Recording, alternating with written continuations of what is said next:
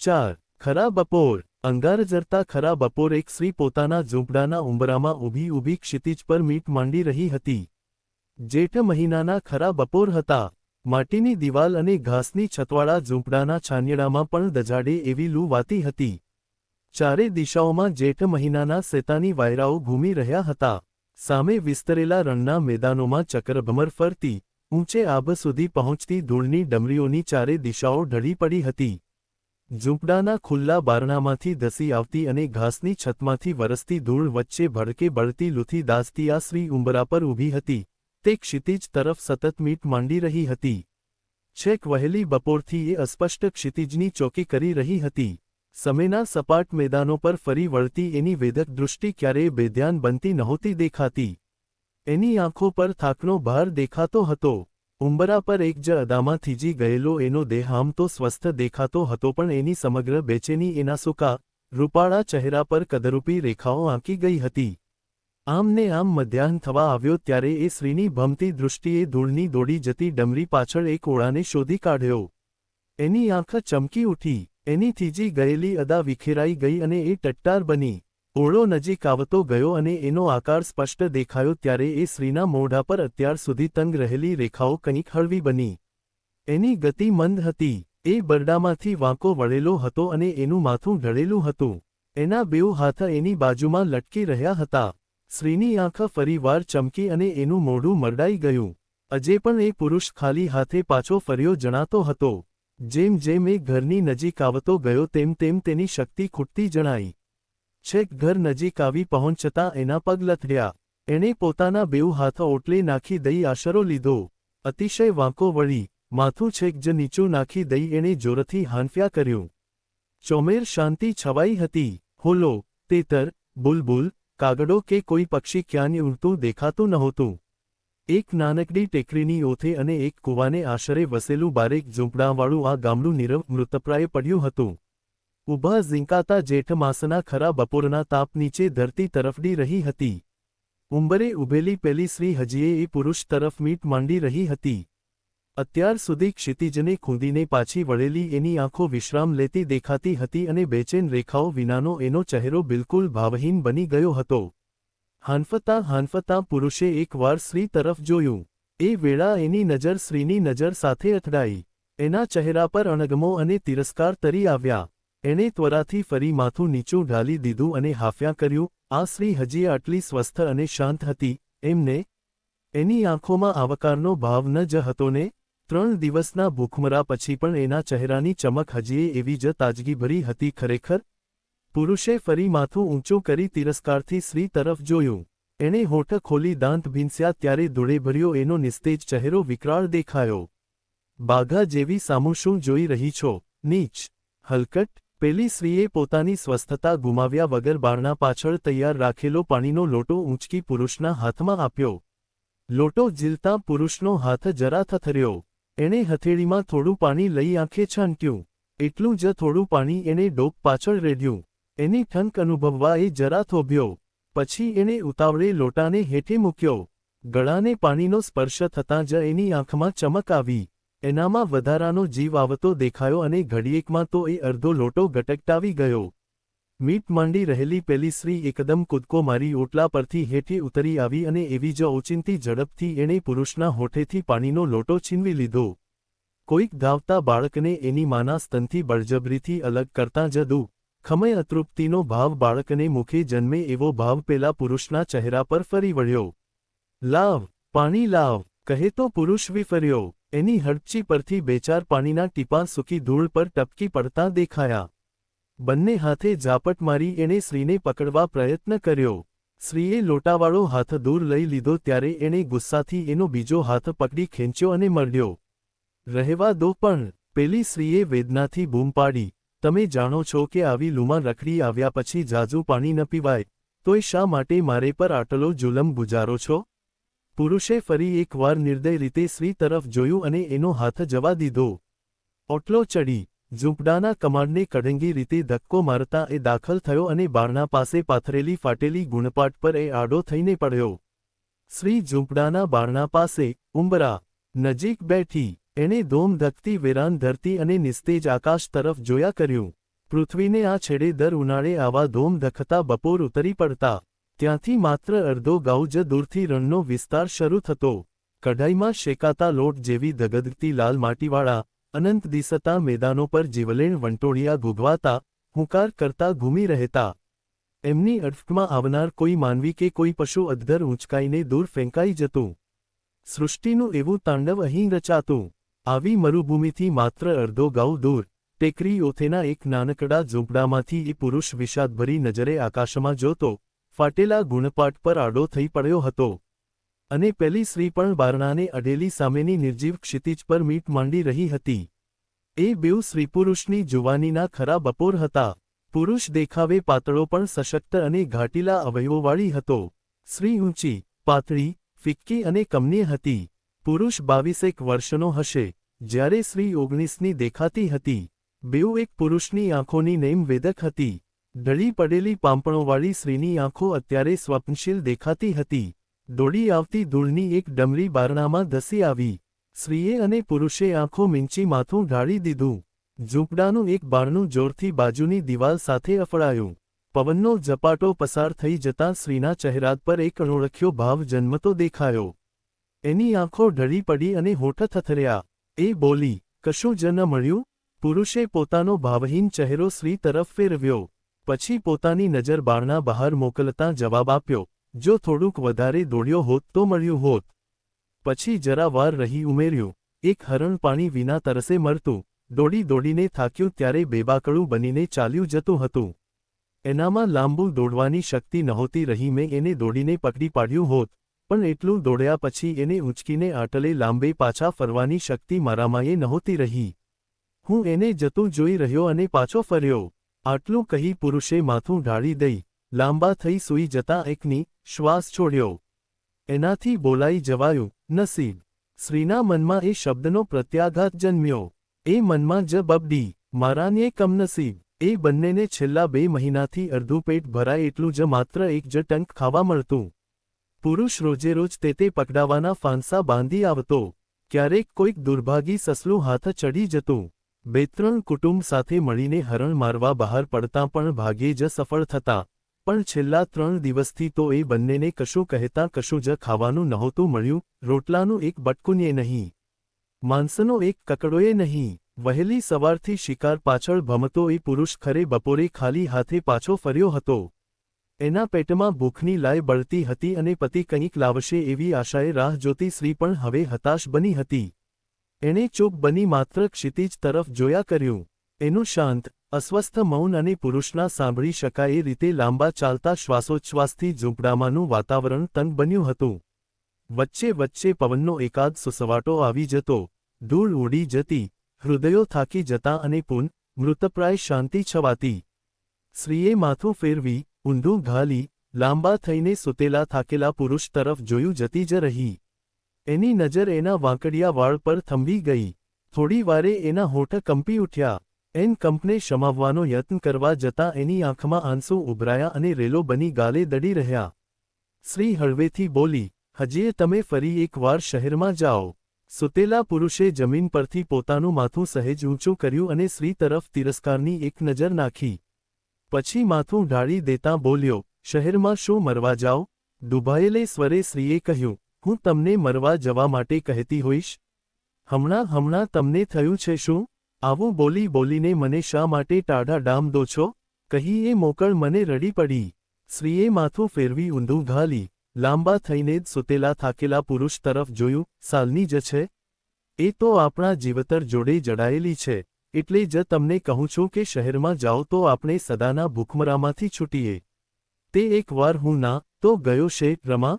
પુરુષ રોષમાં બેઠો થઈ જતાં બોલ્યો, તે વેળા મારી જે વલે થઈ એ તું ક્યાં નથી જાણતી? ને તોય તું મને છે રમા જવાનું કહે છે? તે કંઈ બધી વખત એવું જ બનતું હશે? મોટા છે રમા મજૂરી કે નોકરી ક્યાંક મળી જ રે. થોડીક ધીરજ જોઈએ. હવે આનાથી વધુ કેટલીક ધીરજ રાખું? આટલા વરસ તારું પેટ કોણે ભર્યું? મેં કે કોઈ બહારનાએ આવીને?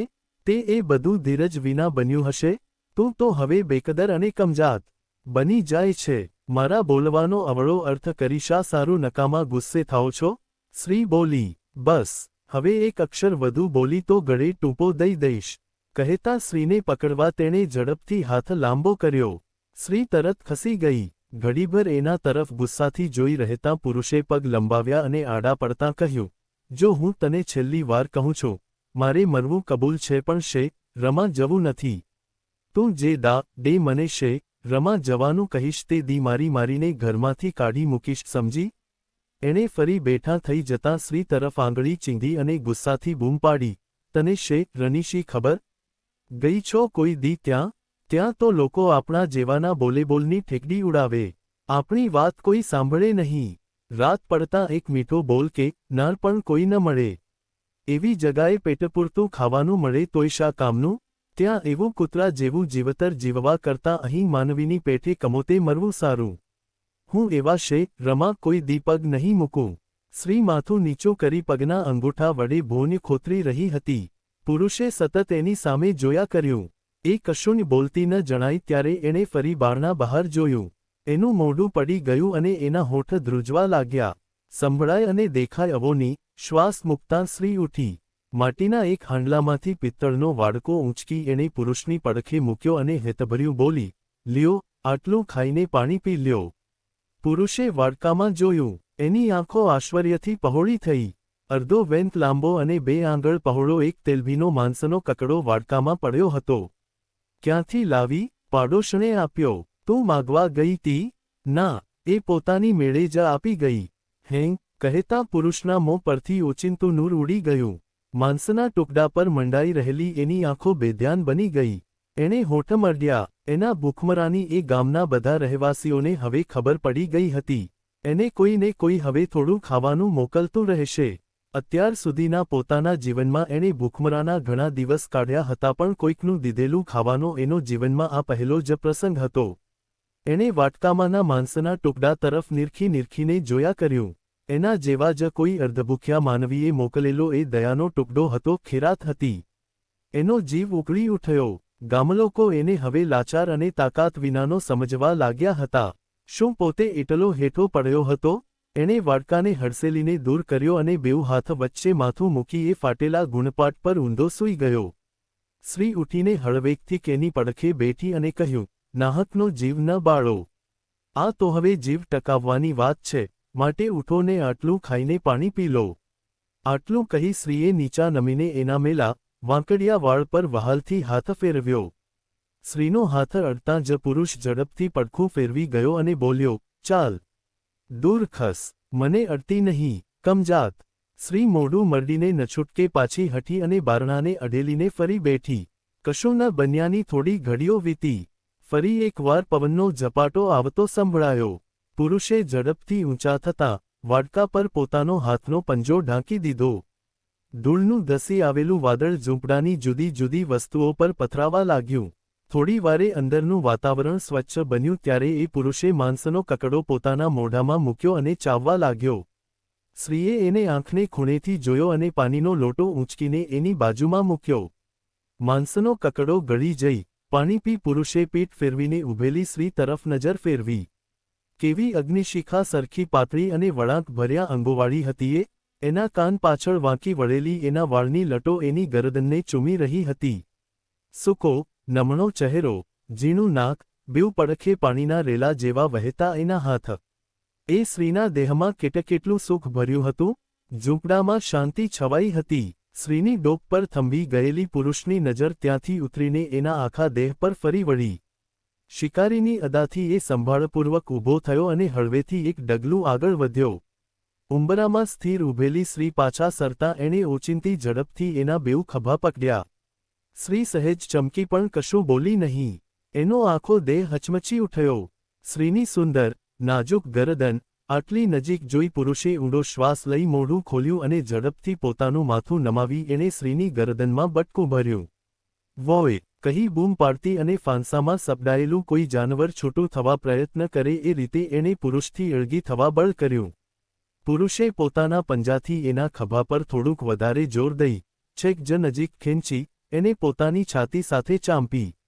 થોડીક વાર એને એમને એમ પકડી રાખી પછી જતી કરી. એક બેહુદું હાસ્ય એના મોઢા પર ફરી વળ્યું. સ્ત્રી તરત જ દૂર હટી ગઈ. કંઈક આશ્ચર્યથી અને કંઈક મીઠા રોષથી એણે પુરુષ તરફ જોયું. પછી પોતાનો કમખો થોડો હેઠો કરી પુરુષે જ્યાં બટકું ભર્યું હતું એ તરફ પોતાની ગરદન ફેરવી વાંકી આંખે જોયું. હાય હાય, કેવું બટકું ભરી લીધું, કેવા નઠોર છો તમે, કહી આખા દેહને એક ગજબના લટકાથી વળ દેતી આંખો નચાવી એ વધારે દૂર હટી અને પુરુષ સામે સૂચક હસતી ઊભી. એ હાસ્યના આમંત્રણે પુરુષને પરવશ બનાવ્યો. એણે એક કૂદકો મારી એને ફરી પકડી. જવા દો, કહેતી કિલકિલ હસતી એ સહેલાઈથી એના હાથમાં સરી પડી. એણે એને બંને બાહુઓથી ભેગી કરી પોતાની છાતીમાં સમાવી. અવાક બની જે એકીટશે એની આંખોમાં જોતી રહી. એના ભીના ઉના શ્વાસોચ્છ્વાસ પુરુષના ગાલ પર અથડાયા ત્યારે એ વધારે ઉશ્કેરાયો. પોતાની છાતી સાથે જકડાયેલી સ્ત્રી પર એણે બંને બાહુઓ વધારે જોરથી ભીંસ્યા. એ બળના અતિરેકની સ્પષ્ટ રેખાઓ એના ચહેરા પર ઉપસી આવી. એના બાહુઓની ભીંસથી કચડાતી સ્ત્રી ઓહ ના સિત્કાર બોલી ગઈ. એણે વધારે બળ અજમાવ્યું અને એનો ચહેરો ભયંકર રીતે વિકરાળ દેખાયો. ત્યાં તો ઓચિંતાના એના બાહુઓ કંપવા લાગ્યા. એ સ્ત્રી પરની પકડ એણે ઢીલી થતી અનુભવી. એનું ગળું રૂંધાયું, આંખે અંધારા વળ્યા અને શ્વાસ ભરાઈ આવતા એની છાતી હાંફવા લાગી. પુરુષને બીક લાગી કે બે ઘડી આવીને આવી વીતશે તો આ સ્ત્રી એના હાથમાંથી હેઠી પડશે. એ ખ્યાલ આવતા જ તેણે એક જબ્બર પ્રયત્ન કરી પોતાના બાહુઓને સ્થિર કરવા બળ કર્યું. પણ તેમ કરવા જતાં એ કંપ એના આખા શરીરે ફરી વળ્યો અને એના પગ ધ્રુજવા લાગ્યા. એની આંખ આડે મેઘલી રાત જેવા અંધારા ફરી વળ્યા. એ સ્ત્રી એના હાથમાંથી સરતી ઢગલો થઈને જમીન પર ઢળી પડી. પડતા બચવા પુરુષે ઉતાવળે બારણાનો ટેકો લીધો. હાથમ પર માથું ઢાળી એણે હાંફ્યા કર્યું. એના અંગેઅંગ કાંપતા રહ્યા. થોડી વારે એની આંખ આડેથી અંધારા ખસ્યા ત્યારે એની પહેલી નજર સ્ત્રી તરફ ફેરવી. એ ઢગલો થઈને પડી હતી. ત્યાં એ જ સ્થિતિમાં પડી રહેતા તિરસ્કારથી એકધારી પુરુષ સામે જોઈ રહી હતી. એ નજરના તીર એના કાળજાની આરપાર નીકળી ગયા. પુરુષે પોતાની સર્વ શક્તિ છિન્નવિચ્છિન્ન થતી અનુભવી. અત્યાર સુધી કાબૂમાં રહેલો પુરુષનો મિજાજ ઓચિંતાનો બેકાબૂ બન્યો. એણે બારણાને પકડી એને જોરથી ભીંત સાથે અફાળ્યું અને બીજે બારણે ટેકો દઈ ઊભો. એને વધારે હાંફ ચડવા લાગી ત્યારે પાણીના લોટાને લાત મારી એને ઝૂંપડા બહાર ફેંક્યો. અને તો એ સ્ત્રી પડી હતી એ જ સ્થિતિમાં પડી રહેતા બેરહમ બની પોતાની નજરના કાતિલ તીર પુરુષના કાળજા પર છોડી રહી હતી. એણે બંને બારણાને પકડી એકબીજા સાથે જોરથી અફાળ્યા. પુરુષે બળ કરી આંખો મીંચી નીચલા હોઠને દાંત વચ્ચે કચડ્યો. આંગળીઓના નખ હથેલીઓમાં ખૂંચે એવા જોરથી એણે મુઠ્ઠીઓ વાળી. પોતાની જાત પરનો સરી જતો કાબૂ પાછો મેળવવા એણે છેલ્લો ભગીરથ પ્રયત્ન કર્યો. રણના મેદાનો પર બેફામ ભ્રમણ કરતા માતરીશ્વાએ ચારે દિશાઓ આડા ધૂળના પડદા ઢાળી દીધા હતા. બળવાન પવનનો એક ઝપાટો ટેકરીને પડખે અટડાયો અને કોઈક બે ખડક વચ્ચેથી ઘૂઘવાટ કરતું પસાર થતું સંભળાયું. એના બે દાંત વચ્ચે દબાયેલા હોઠમાંથી નીકળતા લોહીના 4-6 ટીપાંનો રેલો પુરુષની હડચી પર થીજી ગયેલો દેખાયો. વેરવિખેર કરી નાખે એવો અંગોનો પરિકંપ અને એની અસહ્ય બેચેન વ્યથાના અનુભવની કેટલીય ઘડીઓ પસાર થઈ ગઈ ત્યારે આખરે એના શ્વાસોચ્છ્વાસ હળવા ચાલવા લાગ્યા અને તંગ બનેલ સ્નાયુઓ શિથિલક થતાં એનો કંપ ઓછો થયો. એક ઊંડો શ્વાસ છાતીમાં ભરી એ ટટ્ટાર થયો. ગરદન પાછળ હાથ મૂકી બંને પગ પહોળા કરી એ થોડી વાર સ્થિર થઈ ઊભો. વેરવિખેર કપડાંવાળી મોહિની જેવી એ સ્ત્રી હજી એ ઢગલો થઈ જમીન પર પડી હતી અને હજી એ એની મોટી ભૂરી આંખો એવી જ વેદક મીટ માંડી રહી હતી. પુરુષે મોઢું મરડ્યું અને ફરી બેકાબૂ બનવા જતા પોતાના મિજાજ પર એણે જુલમ ગુજાર્યો. આ ભૂખમરા પછી પણ એ કમજાત ઓરતની આંખમાં એની જુવાની ભડકે બળતી હતી. આ સ્ત્રી માટે એના હૃદયમાં એક ભયંકર તિરસ્કૃત અણગમો જન્મ્યો. એ વિકૃત ભાવને કારણે એનું મોઢું વિચિત્ર રીતે મરડાયું. એના સારાએ દેહના સ્નાયુઓ ફરી તંગ બન્યા. એણે ઓચિંતાનો એક પગ ઊંચક્યો અને સ્ત્રીના વાંસામાં જોરથી લાત મારી. નફ્ફટ! શેતાન! બેઈમાન! વોય! સ્ત્રીએ વેદનાની ઊંડી ચીસ પાડી. ઉતાવળે પડખો ફેરવી ઝૂંપડાના ખૂણામાં તૂટીયું વાળી પડી રહેતા એ જોરથી રડવા લાગી. પુરુષના મોઢા પર સંતોષની લાગણી ફરી વળી. ઝૂંપડાના અંધારા અજવાળામાં લાલ માટી હવા બનીને ઉડી રહી હતી. કેટલીય ઘડીઓ વીતી તોય એ સ્ત્રીનું રુદન અટક્યું નહોતું. એ વિફરેલો પુરુષ પણ હજી શાંત બની ફાટેલા ગુણપાટ પર આડો થઈ પડ્યો નહોતો. ત્યાં ઝૂંપડા બહાર એક બૂમ સંભળાઈ, અમ્મા! ઓ અમ્મા! એક રોટીનો ટુકડો આપ! અનાજનો એક કોળિયો ને પાણીનો એક લોટો. ઓ અમ્મા! કોઈ ફકીર ઓટલા આગળ ભીખ માગી રહ્યો હતો. વચ્ચે વચ્ચે અટકતો એનો અવાજ બેસી ગયેલો સંભળાતો હતો. અરે ઓ અમ્માવાળી! પુરુષે ઝૂંપડાની અંદરથી જરાડ પાડી. ખરે બપોરે રાડો પાડીને શા માટે હેરાન કરે છે? ચાલ, આગળ ચાલવા માંડ. એક નાનો રોટીનો ટુકડો આપ, બચ્ચા. ગરીબ નવાઝ તને ઘણું આપશે. પેલી સ્ત્રી ઝૂંપડામાં રડતી બંધ પડી. ઘરમાં ન હોય તો ચોરી કરીને આપું તને? બીજાના પસીનાનો રોટલો ખાઈ પેટ ભરતા શરમાતો નથી? કહેતો પુરુષ ઉંબરા પર આવી ઊભો. શરમાઉં છું, બેટા. ફકીર ઓટલાનું ઓઠીંગણ લેતાં લેતાં બોલ્યો, પણ ખુદાતાલાએ મને લાચાર બનાવ્યો છે. આ જો, કહી લચી પડેલી ચામડીવાળા ઝીણા હાથ એણે ઊંચા કર્યા. હાથની આંગળીઓ અવિરત ગતિમાં ઊંચી નીચી થયા કરતી હતી. સાંકળ સરખી એની ઝીણી ડોક પર એનું ખોપરી જેવું દેખાતું નાનું માથું પણ ડોલ્યા કરતું હતું. લાચાર હો તો મરી જા. દુનિયાને શું કામનો છે તું હવે? ખુદા મોત પણ નથી મોકલતા. અને તું કોઈના જમણ ઓછા કરતો ફર્યા કરે છે એમને? બસ, ઘણું થયું, આગળ ચાલવા માંડ. કહી પુરુષે બારણાને ધક્કો માર્યો અને ધમકીનો હાથ ફકીર તરફ લંબાવ્યો. ઓ બાબા! ફકીરે પોતાનો દોરડી જેવો હાથ લાંબો કરી આજીજી ગુજારી, ફકીરને જાકારો ન દે. 4 ગાઉ પગે ચાલીને આવ્યો છું. સામે ઝૂંપડે પહોંચવાની પણ હવે પગમાં તાકાત નથી રહી. એક ટુકડો આપીશ તો એના જોરે હું આગળ ચાલ્યો જઈશ.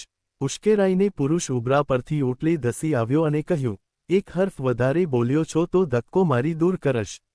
પેલી સ્ત્રી બેઠી થઈને ઉંબરે આવી ઊભી. બાબા! મિસ્કીન પર ખોફ કરવો દુરસ્ત નથી. કહી ફકીરે પોતાના બેઉ હાથ ઊંચા કર્યા, અને એમ કરતાં એનો દેહ લથડિયું ખાઈ ગયો.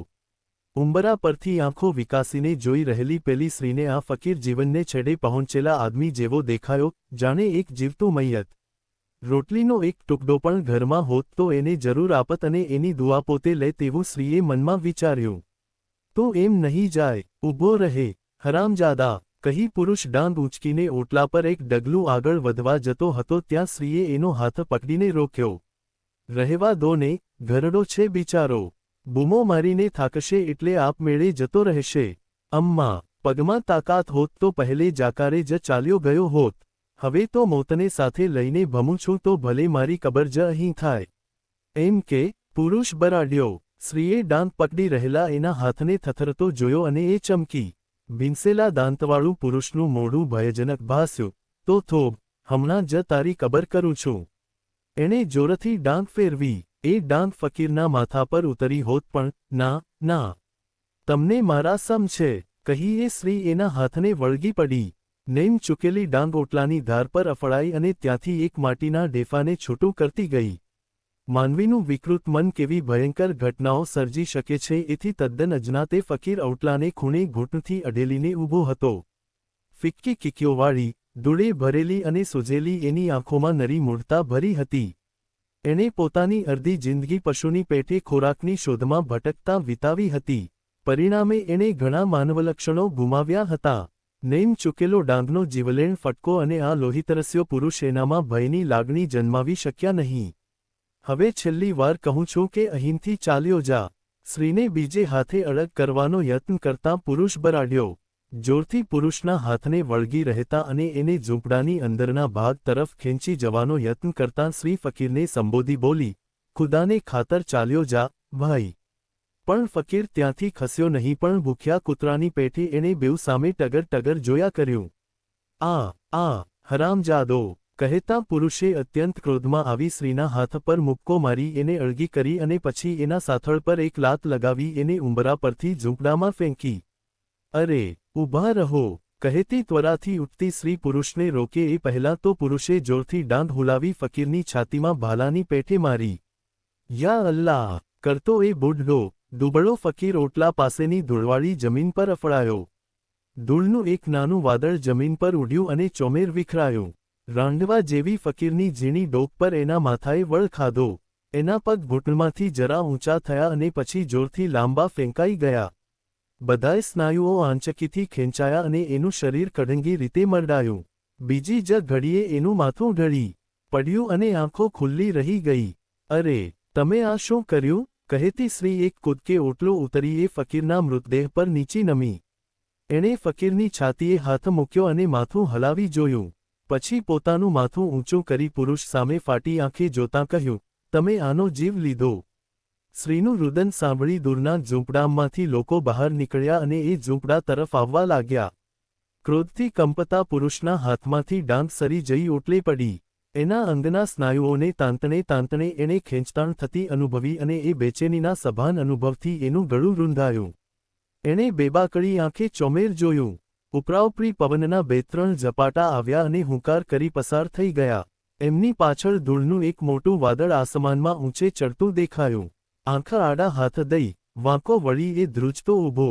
ધૂળનું વાદળ વિખરાતા એણે જોયું તો કુદરતે જાણે એ ફકીરના મૃતદેહ પર લાલ કફન ઓઢાડ્યું હોય એવી લાલ માટી એના શરીર ઉપર બધે જ છવાઈ ગઈ હતી. પુરુષે આંખોને વધારે ઝીણી કરી અને હાથની મુઠ્ઠીઓને વધારે જોરથી વાળી એણે દાંત કચકચાવ્યા. ફકીરના શબની પડખે બેસીને રુદન કરતી પેલી સ્ત્રીને જોઈ એને આખે શરીરે બેચેનીનો ભયંકર કંપ ફરી વળ્યો. કંઈનું કંઈ કરી નાખવા એ ફરી ઉશ્કેરાયો. ઓટલે પડેલી ડાંગને ઊંચકવા એ નીચો વળ્યો ત્યાં તો પોતાના ઝૂંપડા નજીક આવી પહોંચેલા લોકોના ટોળા તરફ એની નજર ગઈ. એ તરત જ પાછો ટટ્ટાર થઈ ગયો. એણે જોયું તો બધાની આંખ એના પર જ મંડાઈ હતી. પાસે આવીને એ સૌ સ્ત્રીપુરુષને અને ફકીરના મૈયતને ઘેરીને ઊભા. શું થયું? 2-4 જણે એકી સાથે પૂછ્યું. ત્યાં આવી પહોંચેલી 2 સ્ત્રીઓએ રુદન કરતી પેલી સ્ત્રીના હાથ પકડી એને ઊભી કરી. પુરુષે મોટેથી કઢંગી રીતે બોલવાનું શરૂ કર્યું. મેં એને કેટલીય વાર કહ્યું કે અમારી પાસે કંઈ જ ખાવાનું નથી તો એ ખસ્યો નહીં. અમે પોતે 3 દીના ભૂખ્યા છીએ તે એને ક્યાંથી આપીએ? એનો અવાજ ધ્રુજતો હતો અને શબ્દો અટકતા હતા. ટોળામાંના એકે કહ્યું, એને મારી પાસે મોકલવો હતો ને, હું એને કંઈ આપત, પણ એ મૂવો કેમ કરતા? બધા મરે છે એમ. પૂછનાર તરફ વક્ર દૃષ્ટિ ફેરવી એણે કહ્યું, પગે સોજા હતા ને આવી લૂમાં 4 ગાઉ ચાલીને આવ્યો હતો. મારી પાસે ખાવાનું માગ્યું મેં ના કહી તો એ કેમ કર્યો સમજે નહીં. પછી? એકે પૂછ્યું. પછી શું પૂછો છો? મેં ઓછો જ એને મારી નાખ્યો. પુરુષે એ પ્રશ્ન પૂછનાર તરફ ધ્રુજતો હાથ લાંબો કર્યો અને રાડ પાડી. મારે ઓટલેથી દૂર કરવા મેં એને જરા જેટલો ધક્કો માર્યો કે એ તરત જ બેભાન થઈને હેઠો પડ્યો ને મરી ગયો. એમાં હું શું કરું? બધી આંખો એના પર મંડાઈ રહી. એ બધી જ આંખો ગમગીન હતી. ભયંકર શાંતિ છવાઈ રહી હતી. કોઈ કંઈ બોલતું જણાયું નહીં એટલે પુરુષે ટોળા પરથી પોતાની નજર ઊંચકી ચોમેર જોયું. ન સહેવાતી બેચેનીને શમાવવા એણે એક ઊંડો શ્વાસ ભરી છાતી પહોળી કરી. એની નજર અંતે ફરતી પોતાની સ્ત્રી પર પહોંચી. માથું નીચું કરી એ હજી ડુસક્યા કરતી હતી. એના દરેક ડુસકા સાથે એના દેહનું માળખું હાલી ઉઠતું હતું. કોણ જાણે કેમ પણ એ પુરુષનો આત્મા અત્યંત દુભાઈ ગયો અને એનો ચહેરો એકદમ પડી ગયો. હળવા શ્વાસ ભરતં એણે દયામણી નજરે ટોળા તરફ જોયું અને ફરી એકવાર અનંત ધરતી પર પોતાની દૃષ્ટિને ભ્રમણ કરવા મોકલી આપી. એ પછી કોઈએ એને વધારે પ્રશ્નો પૂછ્યા નહીં. એકબીજા સાથે વાતો કરા લોકોની વાતમાં કે એમની પ્રવૃત્તિમાં એ પુરુષને રસ નહોતો. બેધ્યાન અને અસ્વસ્થ ભાવે એણે દૂર જોયા કર્યું. 5-6 પુરુષો વાતો કરતા દૂરના ઝૂંપડાનો તરફ જતા દેખાયા. બાકીના કેટલાક ઝૂંપડાની ઓથે અને કેટલાક ઓટલા આગળ બીડી ફૂંકતા વાતો કરતા બેઠા. એમાંના કોઈએ આ પુરુષ સાથે વાતો કરવાનો પ્રસંગ શોધ્યો નહીં. કોઈએ એની હાજરી તરફ લક્ષ્ય આપ્યું નહીં.